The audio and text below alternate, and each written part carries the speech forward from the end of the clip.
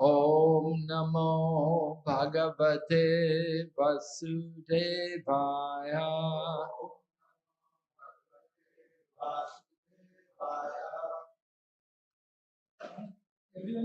Everybody knows English?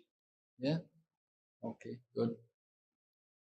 So, we're in the presence of the divine forms of Sri Sri Nitai Gauranga. These two lords appeared about 500 and more years ago in West Bengal. Mahaprabhu appeared in Mayapur Dham, and Lord Nityananda appeared in Ekachakra Dham.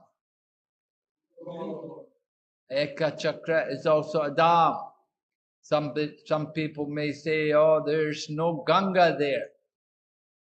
Usually the holy places are where the holy river flows, either the Ganga or the Yamuna, like that. It's at the holy place, but there's no place, there's no Ganga or Yamuna there in Ekachakra. Ekachakra is in Radha Desh. Radha Desh is the place where the Ganga does not flow. Anyway, it's a dham because it's also pointed out that a holy place is wherever the Pandavas stayed.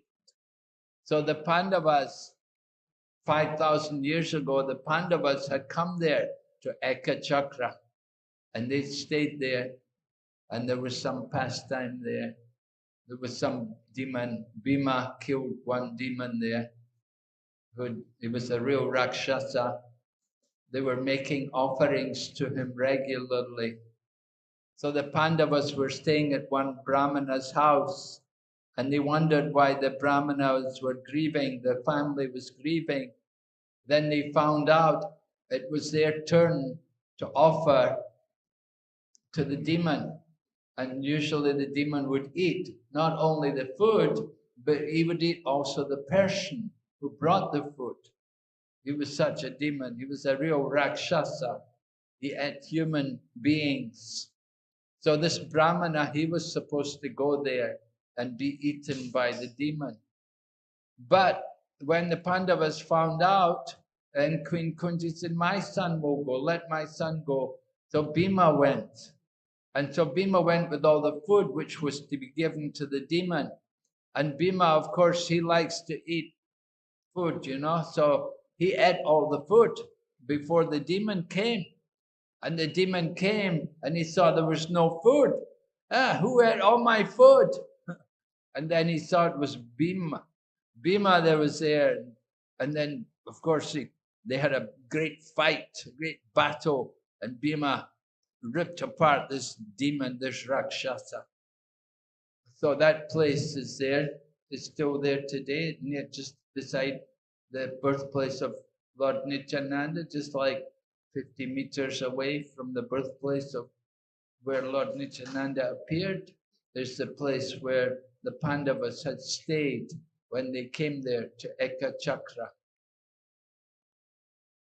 Actually, Mayapur is a place, it said Navadvip Dham, the Lord appears in every yuga there in Navadvip Dham. In every yuga, the Lord comes. In the Satya Yuga, the Lord appeared as Lord Varaha. There's a Koladvip there, the place where Lord Varaha appeared. He was worshipped by a Brahmana who desired to see Lord Varaha, and the Lord appeared in the Satya Yuga in a beautiful white form as Lord Varaha. So then also Lord Nrsingadev also appeared. Lord Nrsingadev appeared there in that wood. Well, Lord Nrsinga, after he killed Hiranyakashipu, then he came to Ekachakra, he came to Mayapur, he came to Navadvip Dham, and there's a place there called Nrsingapali, and it said Lord Nrsingadev came there after he'd fought with Hiranyakashipu, and after he killed Hiranyakashipu, and after he'd installed Prahlad on the throne, then Lord Nrsingadev came there. And he came there to Nrsiнгapali, and it was there he washed his hands. Well, some people say that, some people say, but at least he rested there. Some people say actually he washed his hands at Ahovala. So more likely he did. He washed his hands at Ahovala. And later on he came to Nrsiнгapali on the banks of a holy river there, and he rested there. And Devapali is also there, just opposite Nrsiнгapali is Devapali, where all the demigods came, because Lord Nrsingadev came there, and all the demigods also came to reside there at that place. But while Lord Nrsingadev was resting, there's a temple today there of Lord Nrsingadev, an old, very old deity of Lord Nrsingadev is being worshipped there today. So that was in the Satya Yuga. And then in the Treta Yuga, the Lord comes as Lord Ramachandra. Lord Ramachandra also came to Navadvip Dham. And he went to the island called Motadrumadvip. Lord Nrsingadev, Nrsiнгapali, that's in Godrumadvip. But Lord Ramachandra, he came with his brother Lakshman and his wife Sita. They came to Motadrumadvip in the Treta Yuga. And they were there in Motadrumadvip. And it was there, Lord Ramachandra was looking at the beauty of Motadrumadvip. Very beautiful, very green, many trees, very, very beautiful, many flowers, fragrant. And Lord Ramachandra was appreciating the beauty, and he was smiling to himself. So Mother Sita saw her husband smiling, and she wondered, she said to him, what is it? What is it giving you so much pleasure? And Lord Rama said, yeah, he said, you know, I'm thinking how in the Kali Yuga, I will incarnate here in this place. And Lord Ramachandra, he went on to explain to Mother Sita, in the Kali Yuga, I will come here in my most merciful form as Lord Gauranga. At that time, you will be my wife, of course, you will also come as my wife, but I will take sannyas. I will take sannyas. And Mother Sita said, oh, you're laughing, you're giving you pleasure, you're going to go and leave me, you're going to take sannyas. So Lord Ramachandra explained to Mother Sita that yes, he said, because by taking sannyas, he said, you will feel more the separation from me. And in this way we will be reunited in great ecstasy. When Lord Rama and Mother Sita are separated, then it increases their love for each other. Just like when Krishna disappears from the gopis at the time of the Rasa Lila, Lord Krishna disappears from the gopis. So the gopis become more anxious.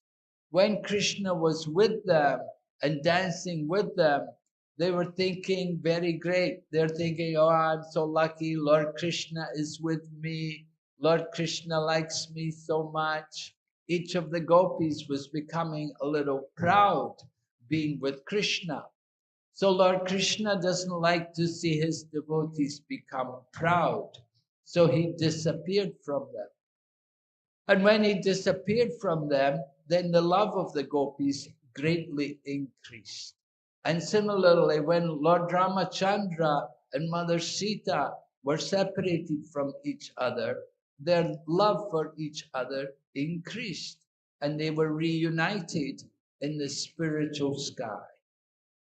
So similarly, Sri Chaitanya Mahaprabhu appears, and he has there's two forms. In one form, he is in his Vaikuntha mode, and in his Vaikuntha mode, he has a wife. But in his uh, in his supreme form, he's completely renounced. He's sannyasi, and he doesn't have the wife. He's just in the mood of the devotee. He's experiencing the Radhapa. So Lord Ramachandra comes in the Treta Yuga to Navadvip, and then in the Dwapara Yuga, Lord Krishna comes. Lord Krishna came there in the Dwapara Yuga, and he came at that time 5,000 years ago. Maharaj Yudhisthira was desiring to do the Rajasuya Yagna, and in order to do that, the four Pandavas, not including Maharaj Yudhisthira, Bhima and Arjuna and Nakula and Sahadev, they went in each of the four directions, and they went to conquer all the kings. Because in order to perform the Rajasuya Yagna, they have to have complete complete subordination of all the other kings. So it happened, there was one king, what was his name now? Maharaj Savarna Sen. I think Savarna Sen. He was a king anyway, and he was a great devotee, and he knew that Bhima is going to come, he's going to challenge me. So this Savarna Sen, he decided that I will give him such a fight, I'll make him fight, that I'll defeat him, so that he will pray to Krishna to help him. Because Savarna Sen knows that if I can defeat Bhima, then Lord Krishna will come and protect him, because Lord Krishna always protects his devotees. So this Savarna Sen, he had this plan that I will fight him, and then he'll be helpless. He'll pray to Krishna to come. And in this way, Lord Krishna will come to my kingdom, and I will be able to get darshan of Lord Krishna. So this was Savarna Sen's desire. So it happened that Bhima came, and he told Savarna Sen, you should give taxes. We're going to do Rajasuya Yagna. Maharaj Yudhisthira desires everyone pay taxes to help for this yagna. Savarna said, no, I'm not paying anything. You go. I'm not giving you any tax. So then Bhima got angry. He has to fight him. Said, all right, this is war. So Bhima and his army, they come against Savarna Sen and his army. And Savarna Sen, he gives such a fight that Bhima's worried. He's in trouble. He's thinking, how will I ever defeat him? Oh, I can't. He said, only Krishna can help me. So Bhima prays to Lord Krishna. Oh, Lord Krishna, please help me. I'm in trouble here. So Lord Krishna actually appeared, because the Lord Krishna's, he's always bound by the love of the Pandavas. That there's always that loving reciprocation for the Pandavas, because the Pandavas have so much love for Krishna.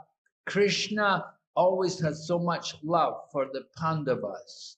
Any trouble Arjuna's in, Krishna comes. And you see what happened to Draupadi. Draupadi was in trouble. They were trying to disrobe her. Krishna came in the form of her sari to protect her chastity. And Krishna came for Bhima. When Bhima ate the poison cake, the Kauravas had put poison in the cake. Bhima had ate it all, but Krishna saved them. Krishna saved Bhima. And when the Pandavas were put in the house of Shelak, again Krishna gave them the intelligence how to escape. So Krishna was always taking care of the Pandavas. And Bhima was in trouble.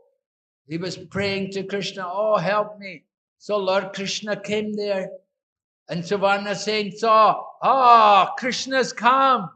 And when Lord Krishna came, then he didn't fight so hard. He said, okay, now I'll let Bhima win. He was happy. He thought, my purpose is achieved. Lord Krishna has come. And he was able, and Suvarna said, okay, I submit to you. Take my taxis. So Savarna Sen got the darshan of Lord Krishna in the Dwapara Yuga. And then in the Kali Yuga, the Lord comes in his most merciful form as Mahaprabhu. And he's simply chanting and dancing. So sometimes people wonder, is Mahaprabhu really the avatar for this age? Well, it's supported in the scriptures. It's in the 11th canto of the Srimad Bhagavatam. Karabhajana Muni inquired from, Nimiraj inquired from Karabhajana Muni. Karabhajana Muni is one of the 9 Yogendras. 9 Yogendras they were sons of Rishabdev. Rishabdev had 100 sons, and the most well-known of Rishabdev's sons was Bharat Maharaj. But after Bharat Maharaj, there was the 9 Yogendras. And the 9 Yogendras, they were all Bhagavats. They were all living Bhagavats. They were traveling everywhere, preaching the message of Srimad Bhagavatam and the glories of the Supreme Lord. They were very great devotees. So in the 11th canto, you can read how Maharaj Nimi inquired from Karabhajana Muni about the Lord's incarnations in each age. In other words, the Yuga avatars. And at that time, Karabhajana Muni described how the Lord comes in different ages in different colors. In the Satya Yuga, he comes in the white color, and then the Treta Yuga comes in the red color, and then the the Dwapara Yuga, he comes in the black color, and now in the Kali Yuga, he comes in the yellow color. It said, Krishna Varnam Tavish Akrishnam. He comes, he's Krishna, but he's coming in the color Akrishna. He's not black. Krishna Varnam Tavish Akrishnam. Sangopangashta Parshadam. Yagnae Sankirtan Prae Yajantihi Sumedasaha. So this is the verse in the 11th canto Srimad Bhagavatam describing the appearance of Lord Chaitanya Mahaprabhu and how he's coming to inaugurate the Yuga Dharma. Because Karabhajana Muni is describing the Yuga avatars, so he's describing the purpose. Actually, Chaitanya Mahaprabhu, he's not coming only just to establish the Yuga Dharma, but he has other reasons for coming.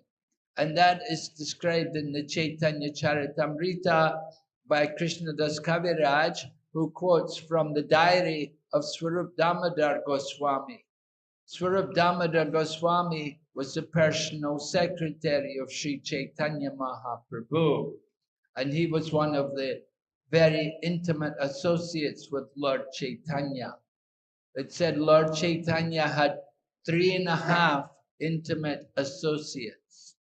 There was Swarup Damodar Goswami, Ramananda Rai, Sikhi Mahiki, and Sikhi Mahiti's sister, Madhavi Devi. They were the intimate associates of Chaitanya Mahaprabhu. During the daytime, Chaitanya Mahaprabhu would be doing kirtan, sankirtan, chanting and dancing. And at night, he'd be relishing the topics of Krishna in the association of his very intimate devotees. Ramananda Rai, Swarup Damodar Goswami, Sikhi Mahiti, and this other sister of Sikhi Mahiti. So Swarup Damodar, he observed every Chaitanya Mahaprabhu. And he describes how Chaitanya Mahaprabhu, that externally it appears he came to establish the Yuga Dharma. But there's a confidential reason why Chaitanya Mahaprabhu came, and that was to experience the love which Srimati Radharani has for Lord Krishna. Because Lord Krishna is the greatest enjoyer. He wants to enjoy. But he found that when Srimati Radharani was there, she was enjoying hundreds of thousands of times more than he was enjoying.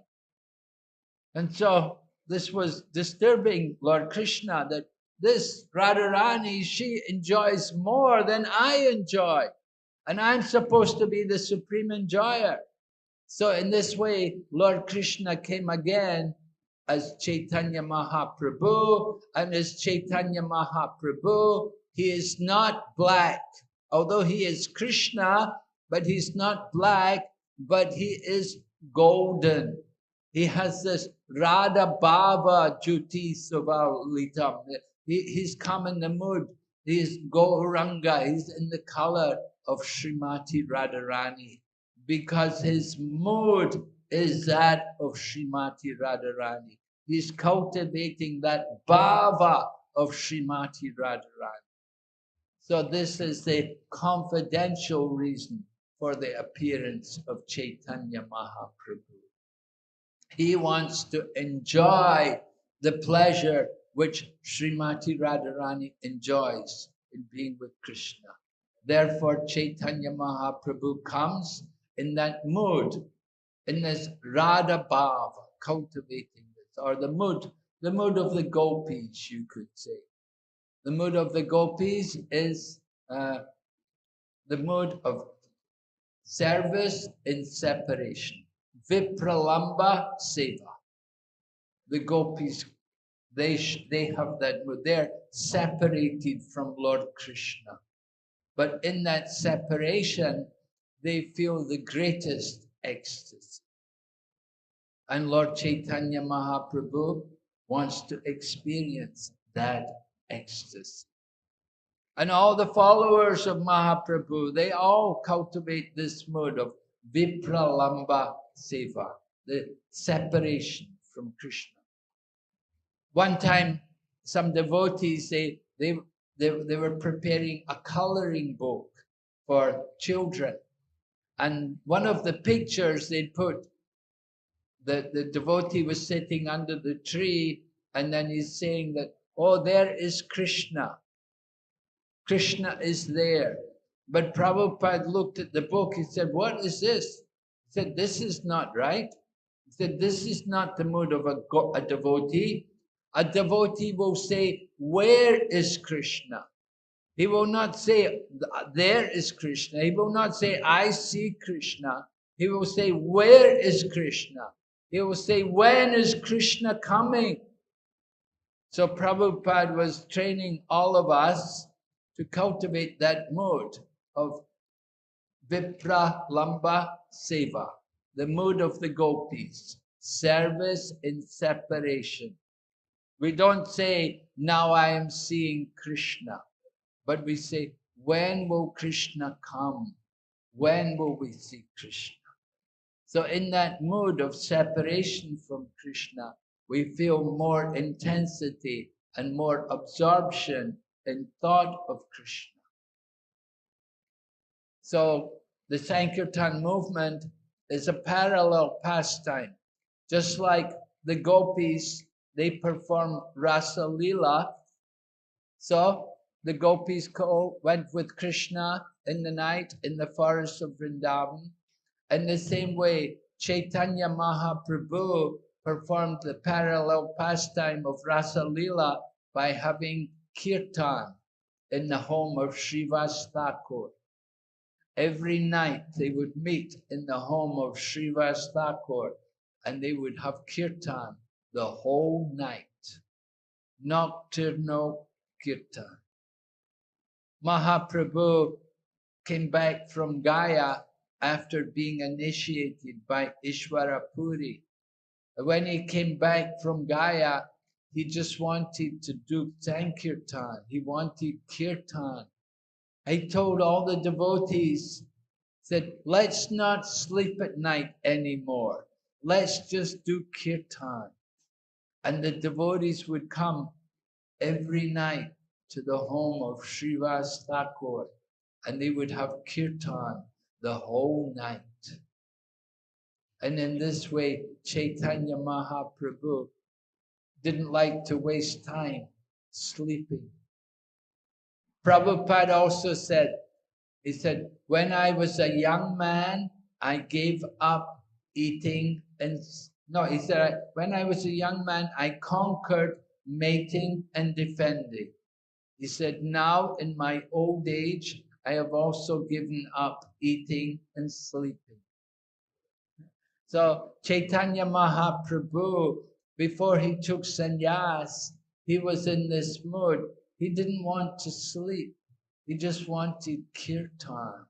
And he would go there to Srivas Pandit's home every night, and they would have the kirtan the whole night. But only with the devotees. It was very confidential.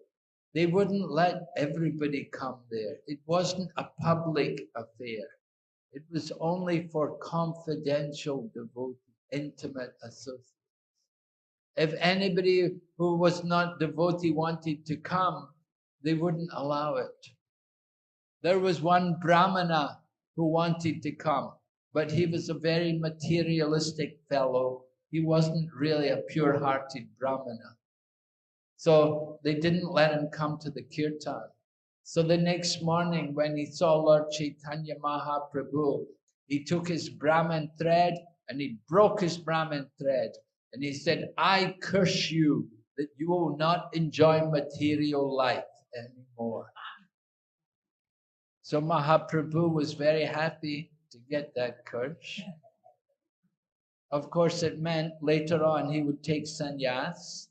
He would leave the home and give up any material pleasure which is there. Another person who wanted to see the kirtan was the mother-in-law of Srivas Thakur, but they wouldn't let her stay either, although she was a relative.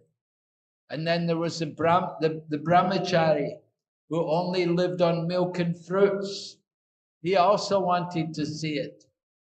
But when Chaitanya Mahaprabhu began the kirtan, he said, Jai Shri Nitai Gauranga Ki. So they began the kirtan. Mahaprabhu said, something is wrong.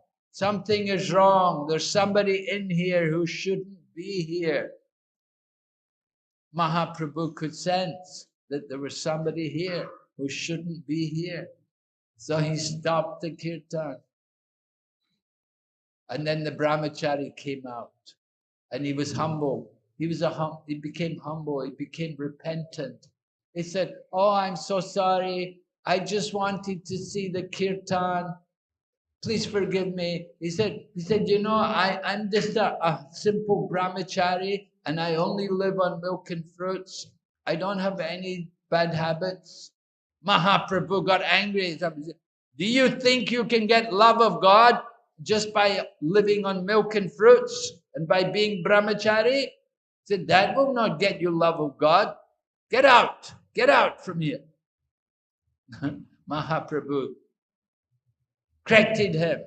Don't be proud of your austerity.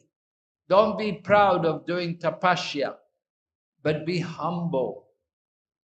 So Mahaprabhu pointed out this defect in the brahmachari, that he was thinking he was great because he just lived on milk and fruit.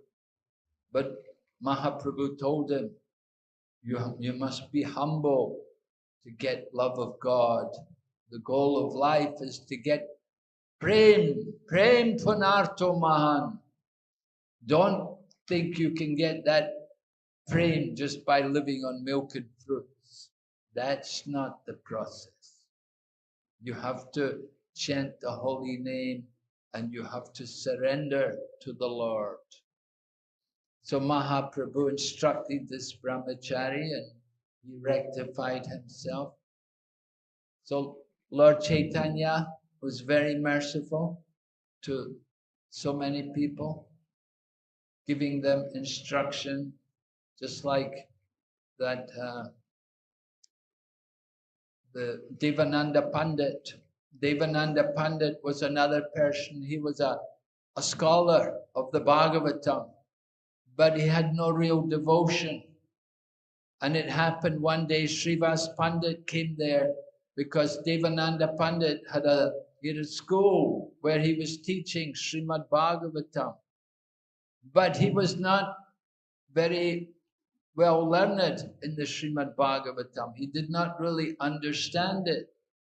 And Srivas Pandit came there, and Srivas Pandit heard him reciting Srimad Bhagavatam, and Srivas Pandit felt his bhava awakened. And when he awakened the bhava, different emotions began to be exhibited in his body. So at that time, the other students, they thought, oh, this person is disturbing our class. We'll get him out of here. And the students all got up and they grabbed him and they dragged him out of the room. So it was an offense. That was a great offense because Srivas Pandit was a pure devotee and he was feeling genuine bhav. And these people were manhandling him. Roughly, they dragged him out. And Devananda Pandit didn't do anything to stop them. And Devananda Pandit was their teacher. So he suffered the reactions. The teacher takes the reactions for the misbehavior of the student. So very important, the student has to behave properly and not let the reactions come on the teacher. Srila Prabhupada was very concerned about that. In fact, before Srila Prabhupada departed, he held up his arm, which was just skin and bone. He said, this is the result of accepting too many unqualified disciples. So before we take initiation, we have to be very serious and very conscious that we are making a vow to strictly follow. And we don't want to simply burden the spiritual teacher with our sinful reactions. So Devananda Pandit, he got reactions for his students because they disrespected Srivas Pandit. And Srivas Pandit was such a great devotee. All right, I think I have to stop here. It's getting late. We don't want to be too late tonight. Is there any quick question? Anybody has? Yes, you have a question?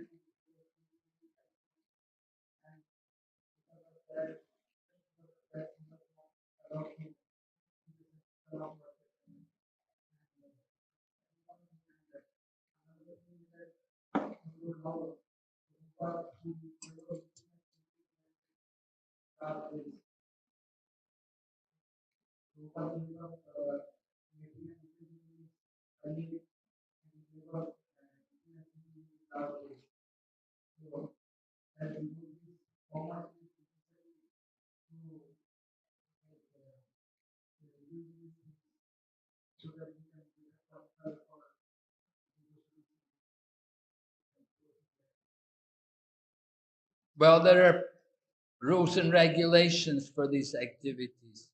Pure eating, we just eat prasadam, food offered to Krishna. And sleeping, don't sleep too much, don't sleep too little. Just sleep what you need to keep the body fit and healthy for the service of Krishna. Mating is something which is done to produce God-conscious children. And defending is done to defend the property of Lord Krishna. So it's not that we have to give up these things, but they have to be in Krishna consciousness. So Prabhupada was pointing out that at the end of life, you can give up these things. The end of life, in the old age, minimum. Prabhupada says, old man cannot eat too little. Young man cannot eat too much. Like that. So it's different stages of life. We have to understand everything in terms of time and circumstances. Okay? Thank you very much. Hare Krishna. Srila Prabhupada ki. Go back to Vrinda ki. Hare Krishna.